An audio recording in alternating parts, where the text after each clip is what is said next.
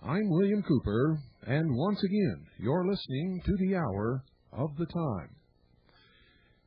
Ladies and gentlemen, as I told you Friday night, nothing collapsed today, nothing will collapse tonight, and nothing will collapse tomorrow. I don't care how many government workers don't get paid. And the pressure is on. You see that Clinton has already caved in and dropped all his prerequisites to some kind of a resolution. And I'll bet that there will be a compromise reached tonight. And all you little silly chicken pluckers running around with your head in your back pocket, apologize to everybody that you've been terrorizing with your tall tales and fantastic rumors that the government was going to fall and war was going to break out. You're just a bunch of silly ninnies. And really, quite frankly, I'm really sick and tired of you. I wish you'd go home and leave the rest of us alone. And if any of you are in the intelligence service and I find out about it, it'll be your last day in the intelligence service. I don't believe that any of you are. Our people generally know better than this. Quite frankly, folks, I don't know where some people get their brains. Woolworths went out of business a long time ago. And also, there's a loose cannon in Oklahoma. His name is John Cash, running around threatening people. Claims that the man in the video was not Gary Hunt. Claims that it was some maintenance worker. Well, John Cash, we've done body measurement proportion comparison analysis, like I was taught to do when I was with the Office of Naval Intelligence. And I got to tell you, bud, that is Gary Hunt.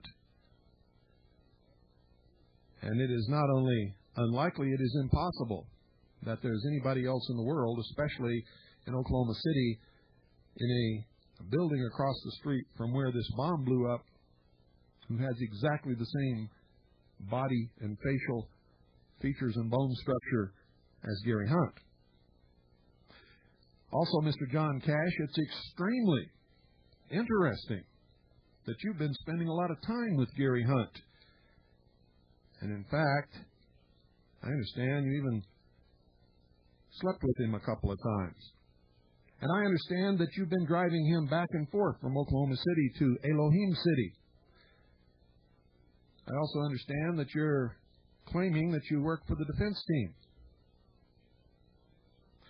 Yet every time legitimate investigators get a solid lead and attempt an investigation, it's John Cash who's there blocking the way, and just recently threatening the life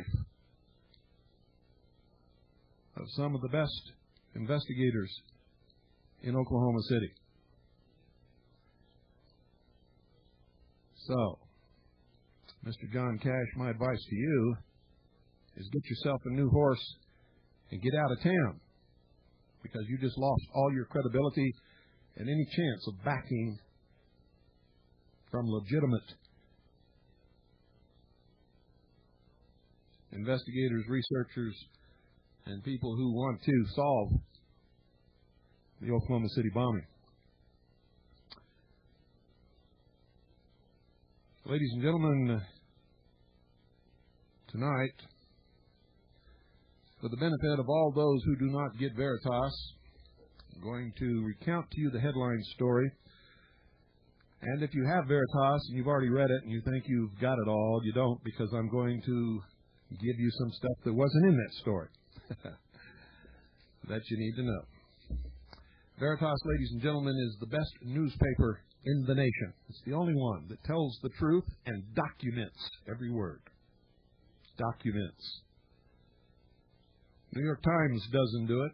They tell you what to think. They don't document anything. They twist and turn and put spins on stuff, and they just outright lie. Washington Post, San Francisco Chronicle, Los Angeles Times, all of them.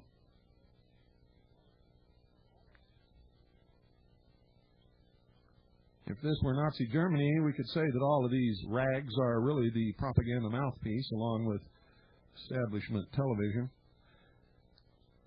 of Herr Goebbels. Now, tonight, while you're listening to this, if you decide that you need to get this newspaper, it is now $35 for 24 issues. Make check or money order payable to Image 1216. That's IMAGE 1216. That's Image 1216. And address the envelope to the intelligence. Well, let me back up there. Address the envelope to Image 1216, P.O. Box 3390, St. John's, Arizona 85936. That's make check or money order payable in the amount of $35 to Image 1216. Send it to Image 1216, P.O. Box 3390, St. John's, Arizona 85936, and I'll repeat that address later in the broadcast. Don't go away, folks. This is going to be extremely interesting. I'm going to document some facts that you didn't have before.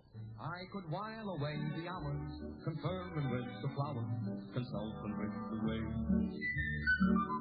In my head, I'd be scratching while my thoughts were busy hatching if I only had a brain. I'd unravel every riddle for any individual in trouble or in pain. With the thoughts you'd be thinking you could be another Lincoln if you only had a brain. Oh, I could tell you why the ocean's near the shore. I could think of things I never thought before, and then I'd sit and think some more. Yeah, I wonder, ladies and gentlemen, how many United States military personnel have put on the blue helmet, put on the United Nations arm patch, and gone off under UN command without questioning anything. Not even remembering their oath, most of them never having read the United States Constitution in their entire life, or the Constitution for the United States of America, or even their state constitution, yet their oath clearly says, well, I'm going to read you exactly what their oath says in just a few moments. Well, I'll tell you how many. Every single one of them who have ever been ordered to do so, except for one. Specialist Michael G. New said no to United Nations Blue. I'm reading this directly out of Veritas. This is the headline story in the last issue, issue number 7. Issue number 8 goes to press next Monday, ladies and gentlemen. And if we don't have your subscription in by then, you won't get it. You see, your subscription has to be in before the next issue goes to press in order to get that issue and the next 23, for a total of 24. So if you want the next issue, you'd better send your money in now, $35 for 24 issues. If you want a copy of the one that I'm going to be reading from tonight, send an extra $3 because it's the current issue. Next Monday, it'll be a back issue, and the price goes up to $5. Back issues are always $5. New says no to UN Blue. There is, ladies and gentlemen, still left amongst all of the soldiers and all of the military forces of the United States of America, one loyal soldier with guts. Specialist Michael G. New, who's a 22-year-old, 5-time decorated medic from Texas, who has steadfastly said he would refuse to wear the United Nations insignia and blue headgear, or what his commander calls the United Nations uniform, appeared as expected on October the 10th in his U.S. Army Greens at company formation at 0900 hours German time. New, soberly standing alone in green amid a sea of United Nations blue, was told he was out of uniform. He was ordered by his squad leader, company commander, and battalion commander to comply with the order to surrender his uniform and status and wear the United Nations uniform. He was previously threatened with court-martial and imprisonment for expressing to his chain of command his reluctance to become a United Nations soldier. When Specialist Michael G. New refused to take on the uniform of an alien power, he was told he would be expeditiously processed for an administrative discharge. He expects to face a less than honorable discharge for bearing true faith and allegiance to his oath, his country, America's Constitution, and the United States Army. New was offered non-judicial punishment under Article 15 of the Uniform Code of Military Justice for refusing to obey a lawful order. He declined. The Army has informed Specialist Michael G. New that he may now face a court-martial as early as January. When the United States Army's 3rd Infantry Division, stationed in Germany, notified some of its troops that they were to be deployed in October as United Nations peacekeepers, one soldier said no. The men of Headquarters Company of the 1st Battalion, 15th Infantry Regiment, were told they would relieve 540 Army troops acting as a United Nations bulwark, preventing the Bosnia War from moving south. Specialist Michael G. New, medic, informed his sergeant that he took an oath to defend the United States, not Bosnia, and not the United Nations. He has declined the blue beret, the blue helmet, and the extra $150 per month United Nations pay. Before that day ended, he was threatened with court-martial, prison, and dishonorable discharge. New learned on August 21st that his unit would be required to wear the blue beret and arm patches of the United Nations. He told his commanding officer, "Sir, I took an oath to defend the Constitution of the United States. I cannot find anything in it about the United Nations." And this is the oath that he took, ladies and gentlemen. It's the same oath that I took when I went into the military service of my country, and I took it several times, for I served both in the United States Air Force and in the United States Navy, and re-enlisted on several occasions. It went like this, quote, "I, Michael G. New, do solemnly swear that I will support and defend the Constitution of the United States against all enemies, foreign and domestic, that I will bear true faith and allegiance to the same, and that I will obey the orders of the President of the United States and the orders of the officers appointed over me according to regulations and the Uniform Code of Military Justice, so help me God." End quote. The Army's reaction, ladies and gentlemen, was predictable. Specialist New was informed to prepare himself for a definite less than honorable discharge, but not before a court-martial and possibly 6 months in the stockade. New responded, quote, "Sir, you do what you have to do. I'm just doing what I have to do." End quote. Michael New's oath is to bear true faith and allegiance to the Constitution, but the change of uniform is clearly a change of allegiance. It would require Specialist New to break his oath, and no honorable person could ever allow that to happen. Michael New claims that the Constitution for the United States of America is not compatible with the United Nations Charter. The UN Charter is based upon the principles of socialism, atheism, humanism, utopianism and Marxism. Says New, I regard these two standards as mutually exclusive, and I cannot understand how I can be ordered to change my allegiance or my uniform without my permission. It's one thing to volunteer, but a far different thing for them to change the rules with no warning. If the uniform change is no big deal, then why do it? I will go anywhere in the world in my American uniform and perform my duty, but I cannot in good conscience be loyal to my oath to the U.S. Constitution and serve in this foreign army which is dedicated to the elimination of national sovereignty.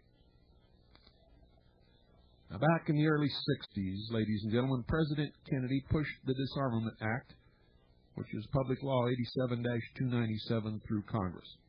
The State Department published State Department Publication 7277, which outlined the three-stage plan to merge the military of the United States with the military of Russia into what would become the United Nations military forces. Now, John F. Kennedy, folks, took both documents.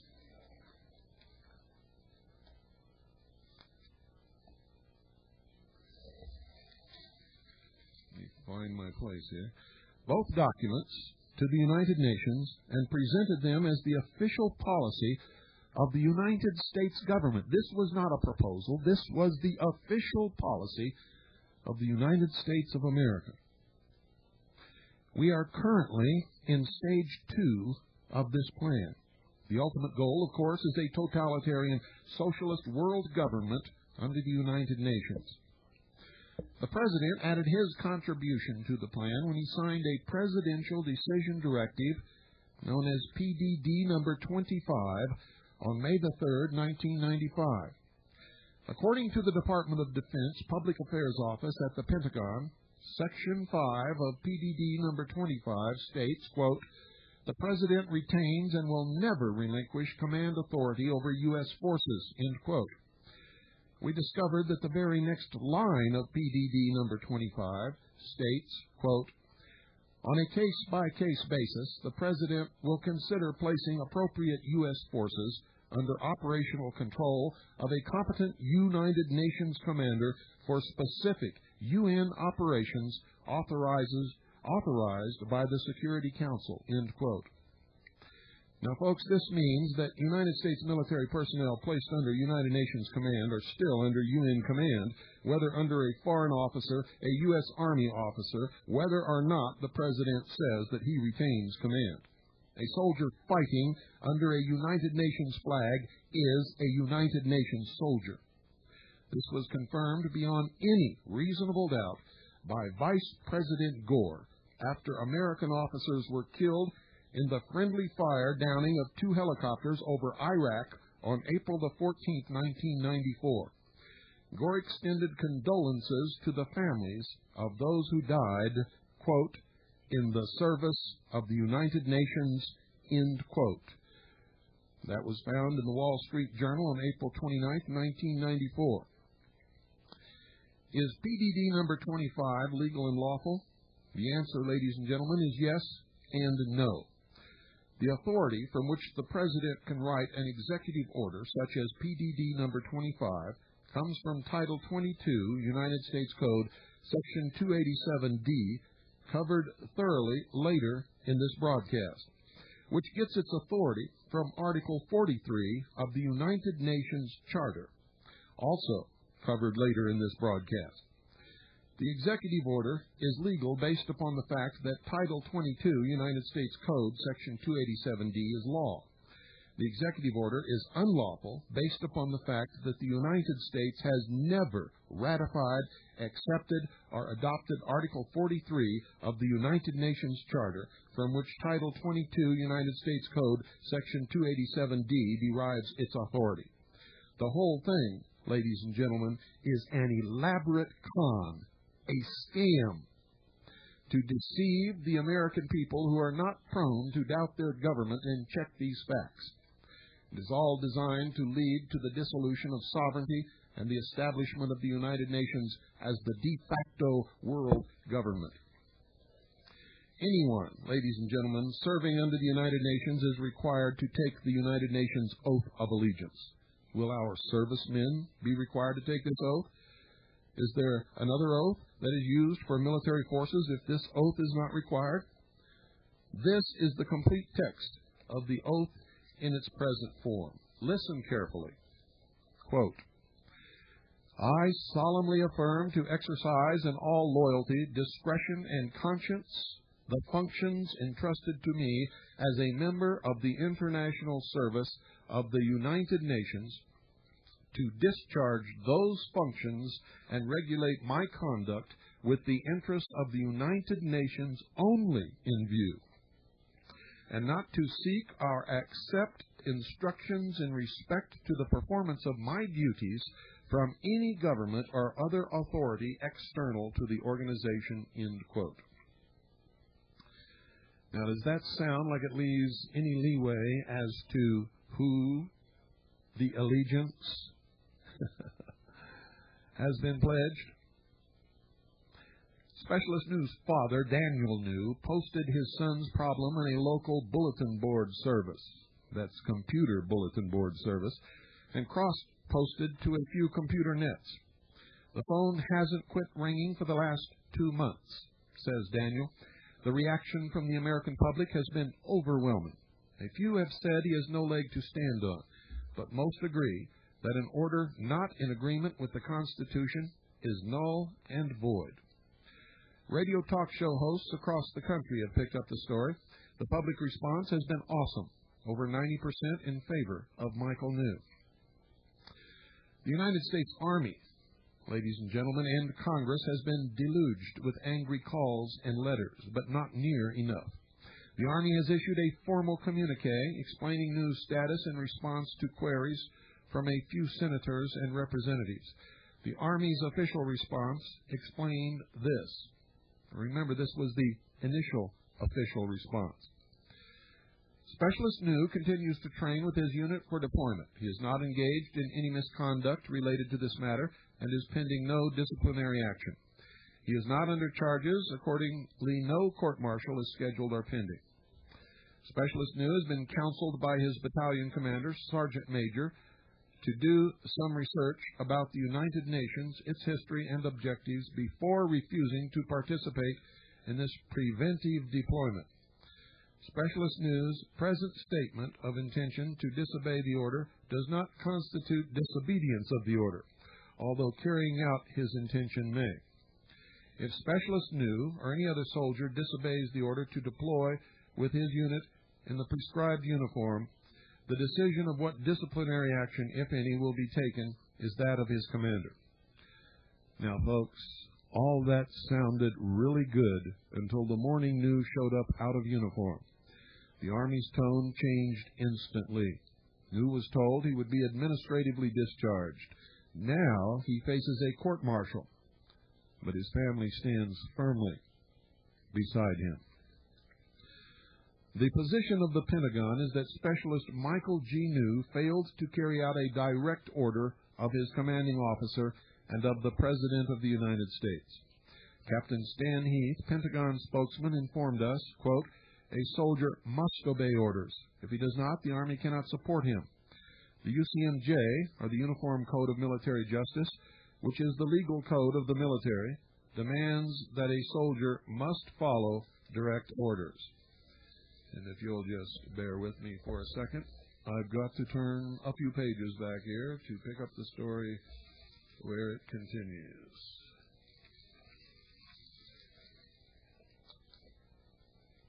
And here we are.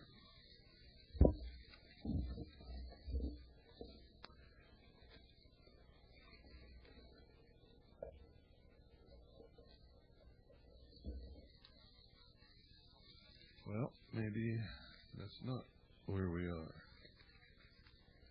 Oh, here we go.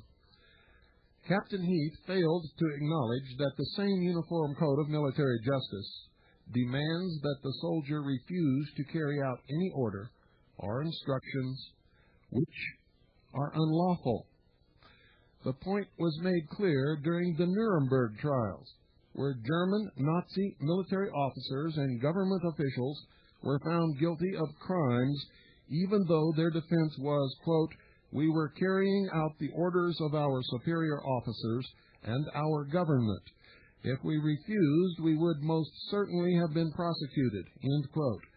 The Nuremberg Tribunal ruled that military personnel, officer or enlisted, must refuse unlawful orders, even though to do so would result in prosecution. The Army's case depends upon whether or not the orders given Specialist Michael G. New were lawful orders. On the 28th of August, Michael New met with a military lawyer from the Army's Judge Advocate General's office to discuss his options.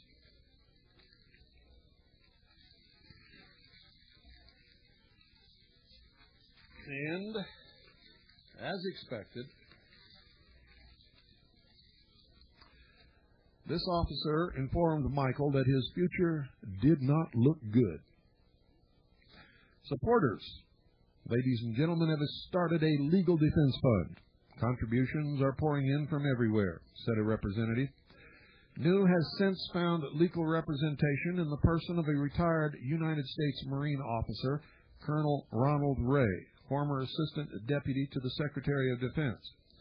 Colonel Ray appeared as a guest of Irv Horner's radio talk show on WWDB and stated that he has written opinions from authoritative sources who cite that the order must be constitutional and the order to serve in baby blue under the United Nations is definitely not constitutional. New stated, quote, "I don't regard the Charter of the UN and the Constitution of the U.S. to be compatible documents. If an American who took an oath to defend the Constitution of the United States can be forced to serve another power or army, further the agenda of documents alien to constitutional principles, then that American is not a free man," end quote. It appears that Michael New will need all the help he can get. He faces a court-martial, and the Army hopes to make an example of him. The future, ladies and gentlemen, of United Nations peacekeeping may hinge upon this very legal challenge by this one lone brave soldier. Now, just what is New likely to use as his defense? The answer, ladies and gentlemen, appears to be a constitutional challenge to the President's authority to turn over command of United States Army soldiers to United Nations command. The Constitution gives Congress the power in Article 1, Section 8 to, and I quote, "provide for the common defense, to define and punish offenses against the laws of nations, to declare war, to raise and support armies, but no appropriation of money to that use shall be for a longer term than 2 years, to provide and maintain a navy, to make rules for the government and regulation of the land and naval forces," end quote. The Constitution in Article 2, Section 1 requires the President to take this oath or affirmation, quote, "I do solemnly swear or affirm that I will faithfully execute the office of President of the United States and will, to the best of my ability, preserve, protect, and defend the Constitution of the United States," end quote. The Constitution gives the President in Article 2, Section 2, the power, and I quote again, "The President shall be Commander-in-Chief of the Army and Navy of the United States and of the militia of the several states when called," and listen carefully, folks, "when called into the actual service of the United States. He shall have power, by and with the advice and consent of the Senate, to make treaties, provided 2/3 of the senators present concur," end quote. Did you notice that clause? When called into the actual service of the United States. Doesn't say anything about the United Nations. Can treaties supersede the Constitution? No, ladies and gentlemen. Based upon Article 2, Section 2 of the United States Constitution, the President's order is unlawful. It clearly states that he shall be Commander-in-Chief of our military forces, quote, "when called into the actual service of the United States, end quote. This qualifying clause applies to all three military entities. When the President orders U.S. troops into the actual service of something or someone other than the United States, the order, though legal because of Title 22 United States Code, Section 287D, becomes unlawful because of Article 2, Section 2 of the Constitution of the United States of America, and because Article 43 of the United Nations Charter was never ratified by the United States of America, and under the Uniform Code of Military Justice, the soldier must refuse to obey an unlawful order. The Constitution in Article 6, Paragraph 2 states, quote, "This Constitution," you must listen to this carefully, "this Constitution and the laws of the United States, which shall be made in pursuance thereof, and all treaties made or which shall be made under the authority of the United States, shall be the supreme law of the land, and the judges in every state shall be bound thereby. Anything in the Constitution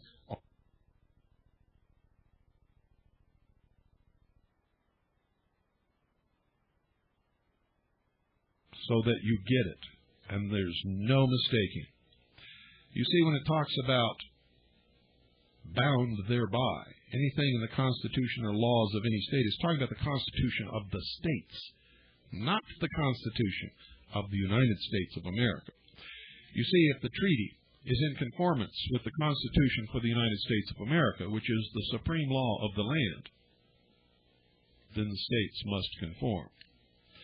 But the treaty cannot supersede the Constitution for the United States of America, change it, amend it, subvert it, or take its place. The Constitution specifically spells out the method by which it can be amended or changed, and treaties are not a mechanism of that method. So here I'm going to read that to you again, Article 6, Paragraph 2.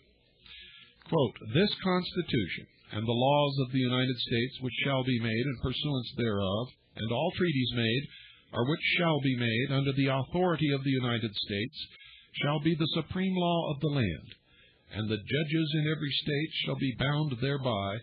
Anything in the Constitution or laws of any state to the contrary notwithstanding." End quote. Now, this clause has been taken by some idiots to mean that treaties do not need to conform to the limits that the Constitution places upon government, but may supersede the Constitution and become the supreme law of the land. This interpretation is wrong, as the clause itself so clearly reveals. To assume that the founders would pen a Constitution that could be relegated to the trash heap a week later by merely signing a treaty and ratifying said treaty by the Senate is absolutely ludicrous. The Constitution clearly provides for the mechanism by which it can be changed, and treaties are not mentioned anywhere as being a function of that mechanism. Therefore, treaties, in order to be legal and binding, must conform to the powers granted government by the Constitution and the limits placed upon government by that same Constitution. In fact, Chief Justice John Marshall explained in Marbury v. Madison that any law which is repugnant to the Constitution is null and void from the very moment it is enacted. He said, quote, "The general rule is that an unconstitutional statute, whether federal or state, though having the form and name of law, is in reality no law, but is wholly void and ineffective for any purpose, since excuse me, ladies and gentlemen, let me start that over. The general rule is that an unconstitutional statute, whether federal or state, though having the form and name of law, is in reality no law, but is wholly void and ineffective for any purpose, since unconstitutionality dates from the time of its enactment, and not merely from the date of the decision so branding it. An unconstitutional law in legal contemplation is as inoperative as if it had never been passed. End quote. But he goes on. Further, an unconstitutional law is void and is no law, and is as no law. An offense created by it is not crime. A conviction under it is not merely erroneous, but is illegal and void, and cannot be a legal cause of imprisonment. End quote. Ex parte, Seibold, 100, United States Supreme Court, 371, 25L, ED 717. The United Nations Charter was signed by the United States, but was ratified only, ladies and gentlemen, in part by the United States Senate, as it was indeed ratified only in part by the United Nations itself. You see that body? Well, I'll get to that in a few minutes. The authority granting military power to the United Nations and the power to assume command of its members' military forces is contained in Article 42 and 43 of the United Nations Charter. Article 42 is no good without Article 43. Article 43 is the specific clause which might have enabled our military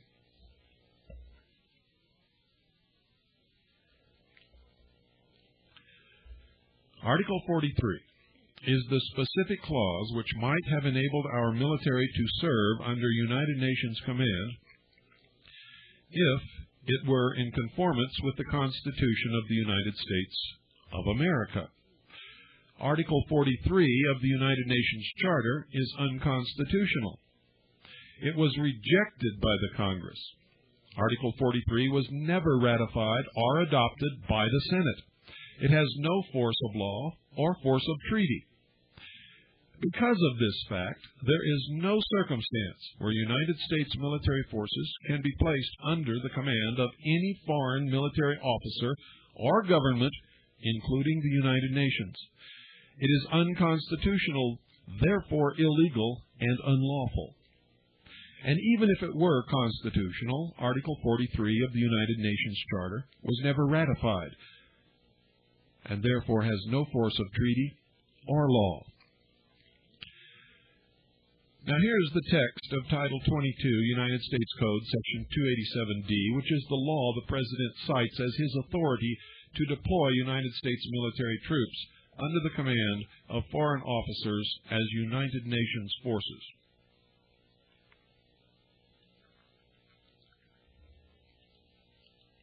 Quote,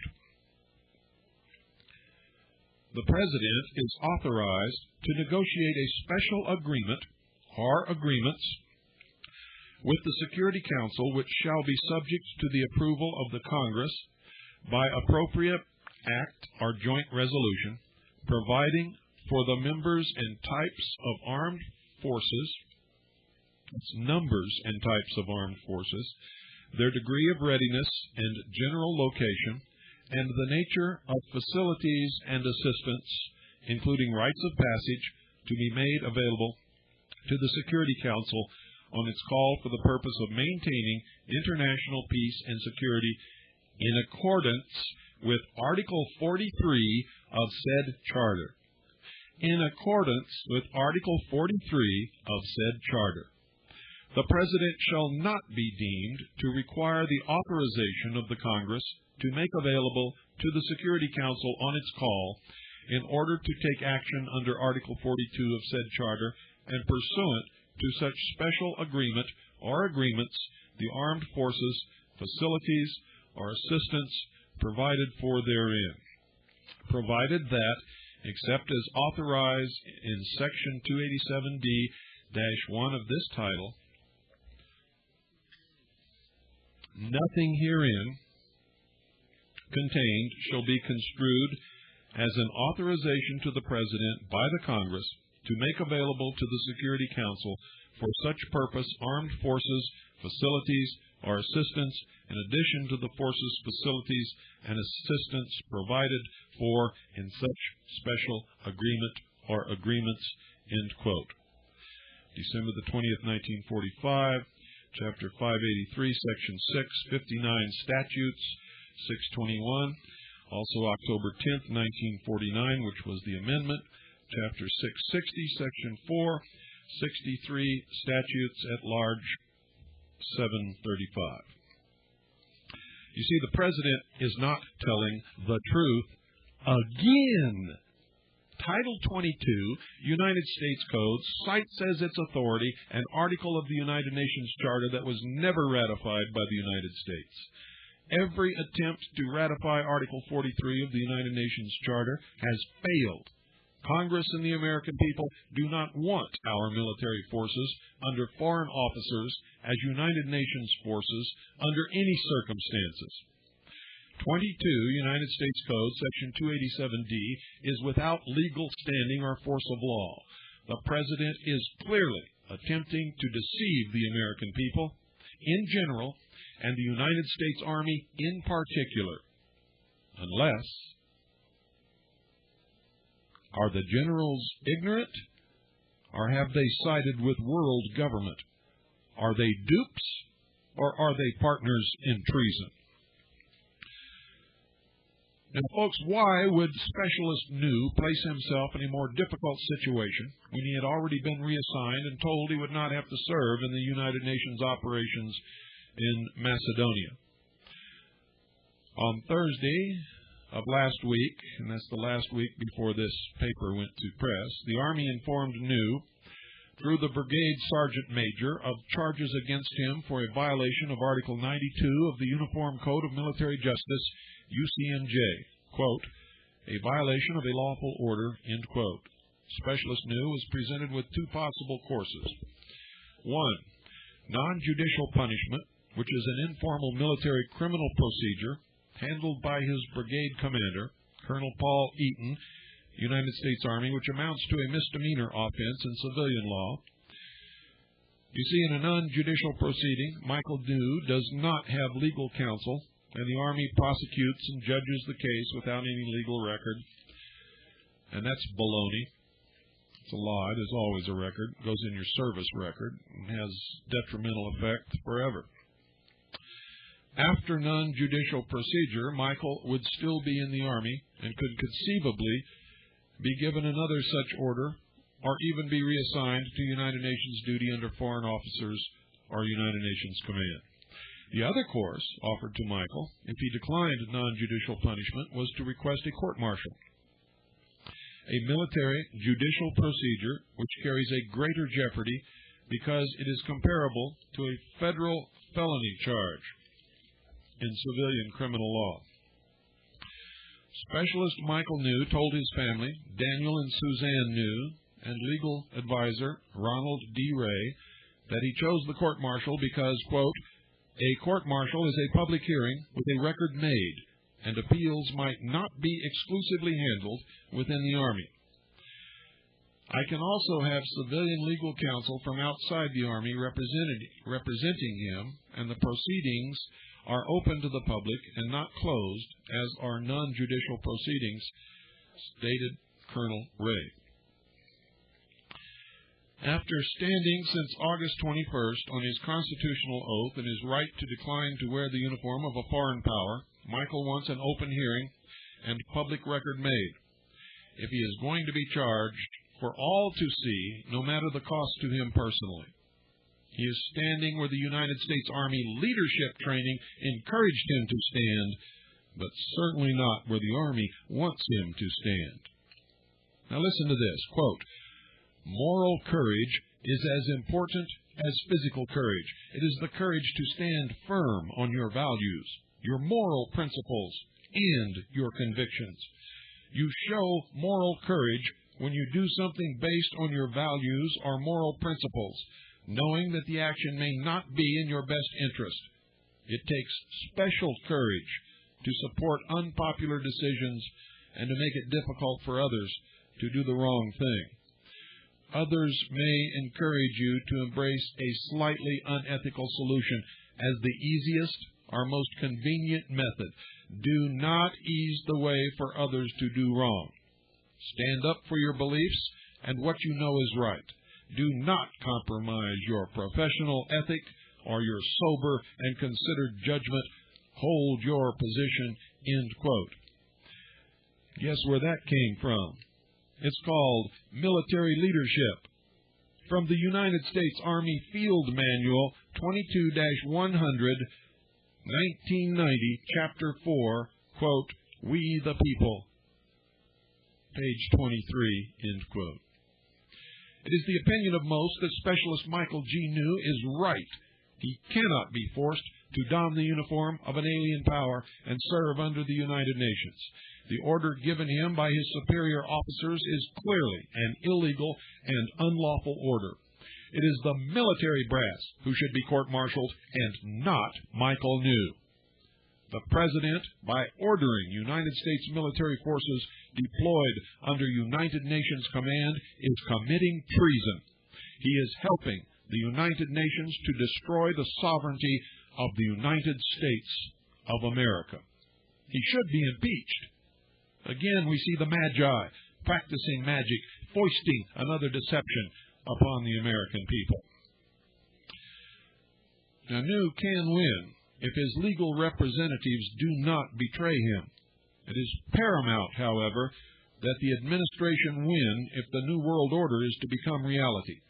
In light of all of these facts, it is the opinion of this reporter that unless the American people exert tremendous pressure, Specialist Michael G. New will be sacrificed at the altar of world government. If this is allowed to happen, the militias will be the only military force left that remains loyal to the Constitution and the American people. And ladies and gentlemen, that is precisely the reason the founders provided for the militia and included the second article in amendment to the Constitution in the Bill of Rights. Specialist Michael G. New declined on October 16th to accept Article 15 non-judicial punishment for his earlier refusal to surrender his U.S. Army uniform to wear a United Nations uniform. Now, this opened the option, once again, for the Army to court-martial New, placing him at the risk of being convicted of the felony charge of, quote, violation of a lawful order, end quote. The Army has been willingly wearing the United Nations uniform for at least 3 years in the Balkans and elsewhere.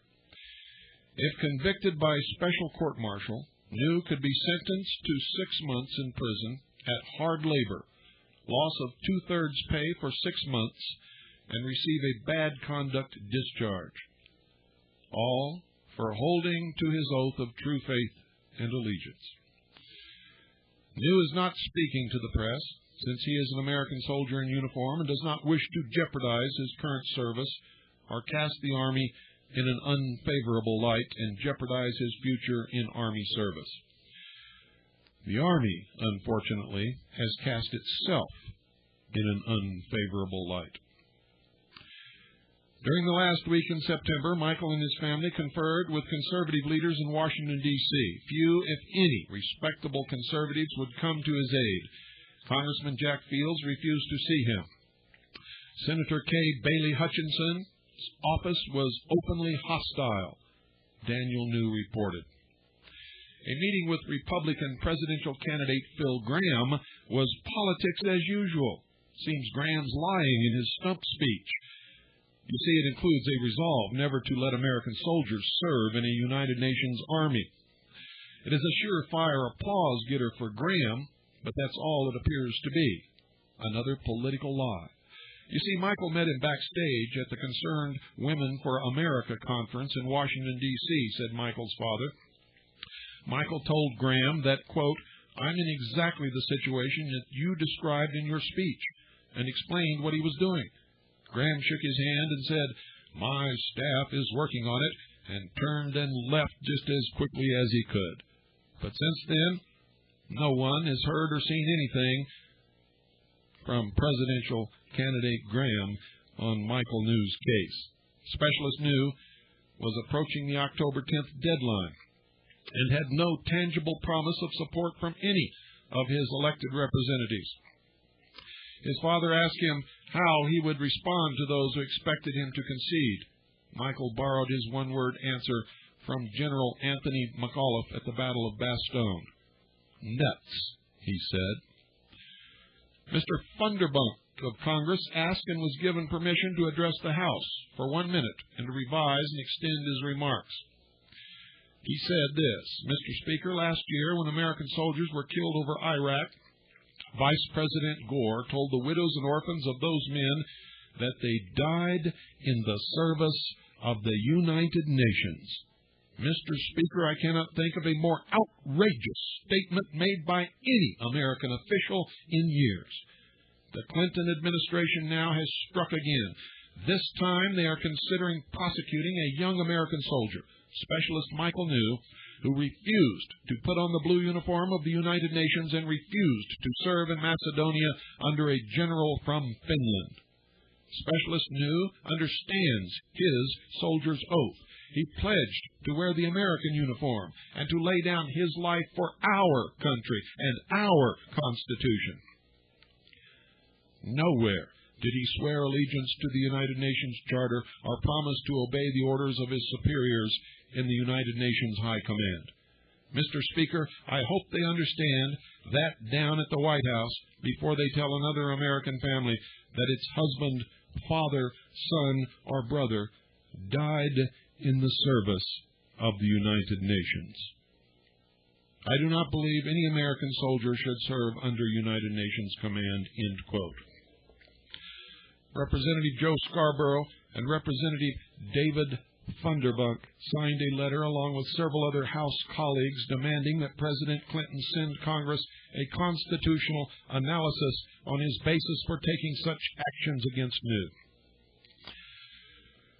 Scarborough had a press conference on the 50th anniversary of the United Nations. I did not get to see it. Now, what can you do to help? I'll tell you in just a few moments.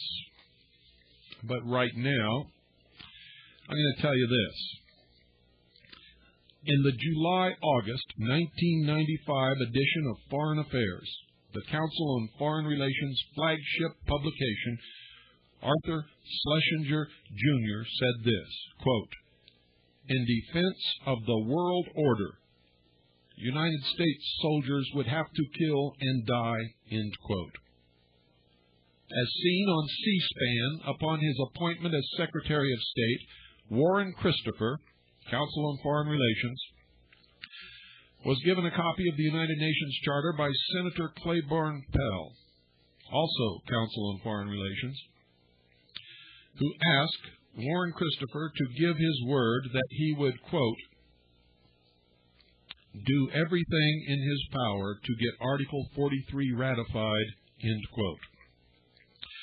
In 1993, United States Senators Pell, Biden, and Simon introduced Senate Joint Resolution 112, called the Collective Security Participation Resolution, which proposed to ratify Article 43. It, too, died on the vine. These are United States senators who swore to uphold our Constitution. If United States senators know this, why is it that you do not know this? According to the United Nations Information Center, in answer to a direct question in September by the Council on Domestic Relations and also by the Intelligence Service, they said this, quote, "Article 43 has never been implemented or ratified," end quote. That came straight from the horse's mouth, ladies and gentlemen. If the United Nations has not implemented or ratified its own Article 43 of its own United Nations Charter, how could the United States have ratified Article 43 of that same United Nations Charter? The answer is that the United States has never ratified or implemented Article 43 of the United Nations Charter at any time in its history. The United Nations Charter was ratified by the United States Senate, but the Senate could not ratify anything which was not a part of the United Nations Charter, nor did the U.S. Senate have any authority to add anything to the United Nations Charter. Since the UN had not ratified Article 43 because of veto action by the United States and others, it was never a part of the United Nations Charter to begin with. Article 43 was never ratified by the United Nations or the United States, and all copies of the United Nations Charter which show Article 43 as being a ratified part of that charter are lies, intentionally printed to fool the stupid sheeple of the world into believing that the President has the authority upon demand of the United Nations under Article 43 to commit United States troops to United Nations command to fight a war which is not in the interest of the United States of America and can only help to bring about world government and the destruction of the sovereignty of this nation. When the Federal Register states that the UN Charter was ratified without amendment, it is telling the truth. Article 43 was not included in the Senate resolution presented to the United States Senate for ratification. For reference, check the Congressional Record, United States Senate. In fact, even had Article 43 been ratified, it would be unconstitutional and therefore unenforceable.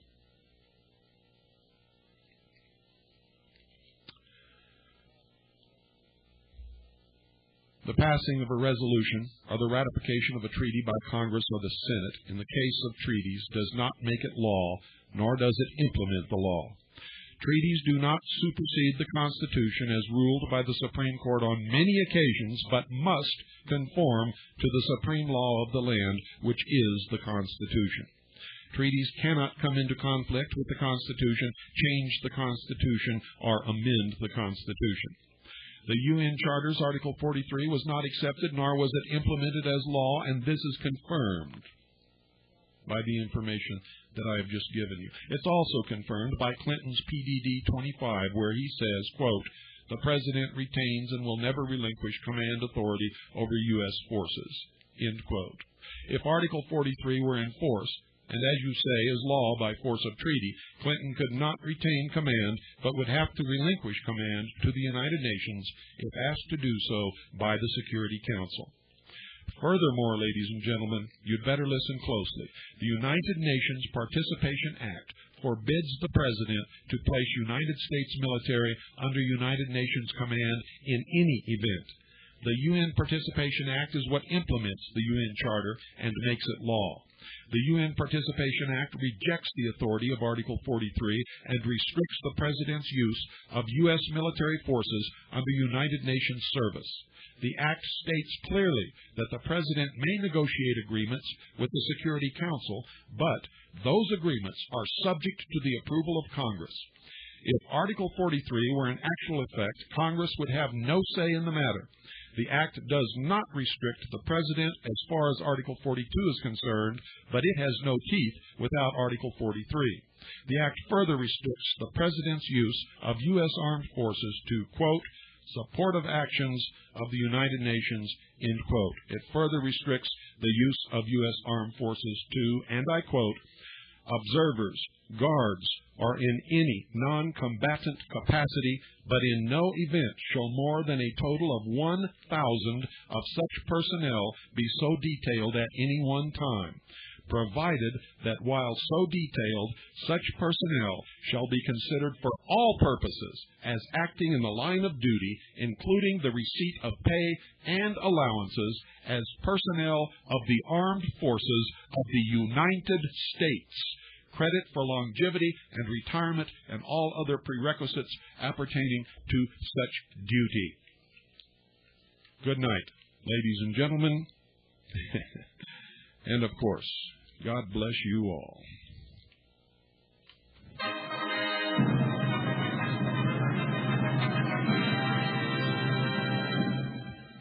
If I were king of the palace, not queen, not duke, not prince, my regal robes of the palace would be satin, and not a cotton, and not tin.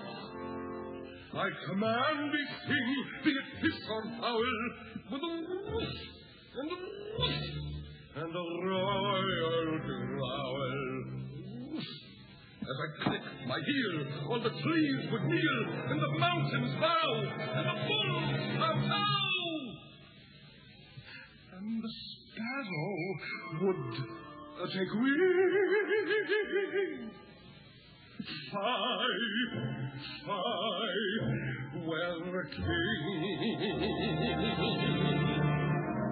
Each rabbit would show respect to me. The chipmunks